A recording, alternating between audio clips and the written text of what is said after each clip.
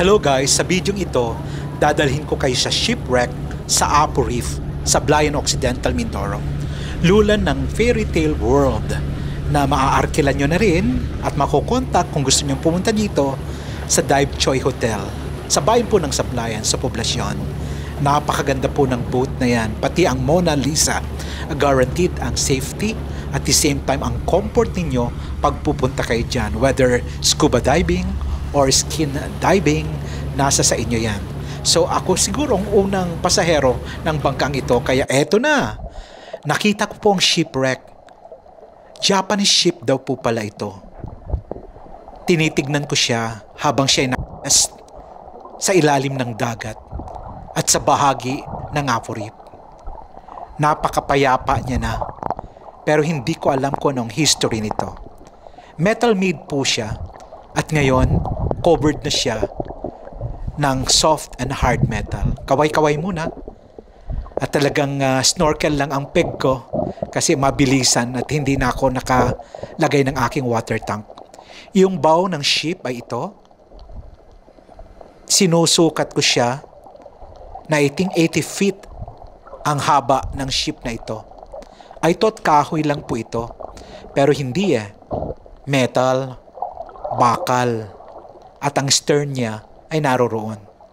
Pag mag-i-scuba dive ka at matatouch mo ang white sand, you will be amazed. Ang daming lapu-lapo. At nung mga unang tagpo dito, maraming lapu-lapong humihigop doon sa loob. Ang lalaki. Pero dahil ito ay sikat na dive site sa Apo Reef, medyo siguro yung ibang isda ay wala na, pero ang corals naririyan at ang mga fish na malalaki napakaamo. Ramdam na ramdam ko ang sarap at clear ng water, yung visibility niya.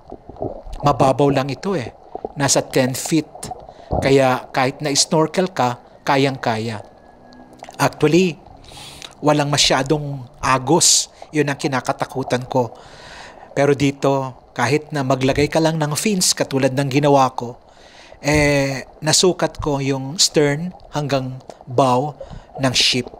Yung mga hatches niya, nandoon pa sa gilid. Mabuti naman, hindi kinukuha ng mga divers o whatever. Kung ano yung makikita nila, stay na lamang dyan bilang alaala kung ano man ang kinasapitan ng barkong ito noong mga unang panahon. Ang galing nitong boatman namin. Wala siyang anumang equipment pero kaya niya yung dive na talagang skin dive, no? So, pwedeng pasukin yung loob at mamaya-maya lamang makikita niyo yung mga scuba diver na pumapasok dyan at may flashlight na dala. Meron din ako nakitang small na pating at pawikan. So, nasa 15,000 more hectares ang Apo Reef. Ang Apo Islet o Apo Island na nakita natin sa previous nating vlog ay nasa around 2 hectares lang. Pero napakaganda niya. So 20 dive sites. Kaya itong mga Koreano na ito, na 8 sila, kitang-kita natin sa ilalim. Salamat nga pala Nante kay SK sa pagbibideo shoot niya dahil hindi ko na kayang sumunod ng sumunod. Kaya safety na muna ako sa taas at sa gilid ng bangka.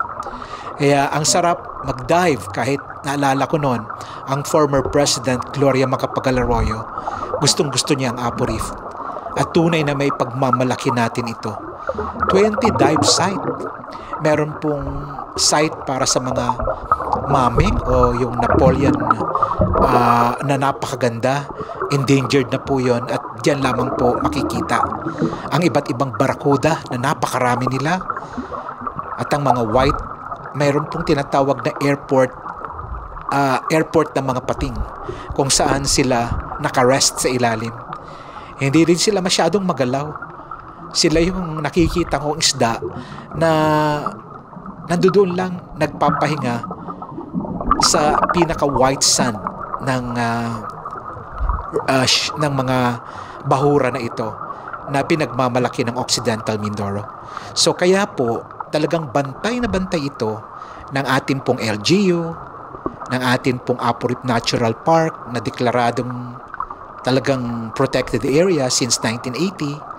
At nandiyan din ang DNR, even po ang Philippine Army nagjo-join sa pagbabantay kasi ang dami po talaga mga poachers, lalong-lalo na ang lobster, napakarami dito, tsaka yung mga first class na isda. Pero kailangan po na meron silang pinaka-sanctuary para sustained or assured na may isda tayo sa mahabang panahon.